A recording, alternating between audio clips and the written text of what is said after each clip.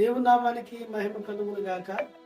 ఈ క్రిస్మస్ దినాలలో యేసుక్రీస్తు ప్రభు వారు ఈ లోకానికి ఎందుకు వచ్చాడనే విషయాలని మనం వింటూ ఉన్నాం. నిజమే కదా, దైవత్వంతో నిండి ఉన్న దేవుడు, పరలోకములో నివాసం చేస్తున్న దేవుడు భూమి మీదకి నరమాత్రుడిగా రావాల్సిన పరిస్థితి ఏర్పడింది. ఆయన ప్రవక్తలను పంపిస్తూ వచ్చాడు, యాజకులను పంపిస్తూ వచ్చాడు, నాయకులను పంపిస్తూ వచ్చాడు, న్యాయాధిపతులను పంపిస్తూ వచ్చాడు, రాజులను పంపిస్తూ వచ్చాడు. చివరికి ఆయనే భూమి మీదకి రావలసిన పరిస్థితులు ఏర్పడింది.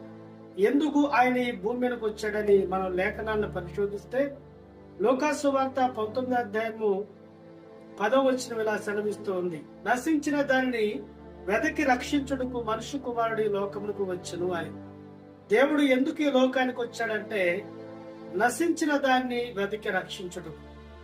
దేవుడు ఎవరెవరిని రక్షించడానికి వచ్చాడని మనం బైబిల్లో గమనించినట్లయితే యేసు ప్రభు యొక్క 33.5 సంవత్సరాల పరిచర్యలో పాపంతో నశించిపోతున్న ప్రజలని ఆయన రక్షించడానికి వచ్చాడు. ఎంతో మంది పాపము చేస్తూ ఉండగా, పాపములో జీవిస్తూ ఉండగా, పాపాన్ని సంతోషిస్తూ ఉండగా, పాపములో పతనమైపోయి ఉండగా, పాపములో ఉండి నశించిపోతున్న వారిని రక్షించడానికి ప్రభువారు వచ్చారు. అంత మాత్రమే కాక ఆయన జీవితాలని పాడు చేసుకుంటున్న సమరయ స్త్రీ లాంటి ఎంతో మందిని రక్షించడానికి ప్రభు ఈ లోకానికి వచ్చాడు. కుటుంబాలను పాడు చేసుకుంటున్న వారిని, శరీరాలను పాడు చేసుకుంటున్న వారిని, అంతరంగాల్ని ఆలోచనలు పాడు చేసుకుంటున్న వారిని రక్షించడానికి ఈ లోకానికి వచ్చాడు. ఆయన రోగులను కూడా రక్షించడానికి లోకానికి వచ్చాడు. ఎంతో మంది కుష్ఠ రోగులు ఆయన దగ్గరకు వచ్చి మోకరించినప్పుడు నాకిష్టమే, మీరు శుద్ధులు కండి అని చెప్తూ వచ్చాడు. ఆయన రోగులను రక్షించుటకును, నశించిపోతున్న వారిని రక్షించుటకును, పాపములో పడి చెడిపోతున్న వారిని రక్షించుటకును, జీవితాలను పాడు చేసుకుంటున్న వారిని రక్షించుటకు ఆయన ఈ లోకానికి వచ్చాడు.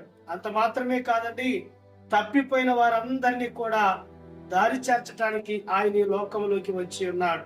అందుకే 99 గొర్రెల్లో ఒక గొర్రె తప్పిపోయినప్పుడు, 100 గొర్రెల్లో ఒక గొర్రె తప్పిపోయినప్పుడు 99ని పక్కన పెట్టి ఆయన ఒక గొర్రెన నీ కొరకు నా కొరకు ఆయన రక్షించుటకు వచ్చాడనే విషయాన్ని గమనిద్దాం.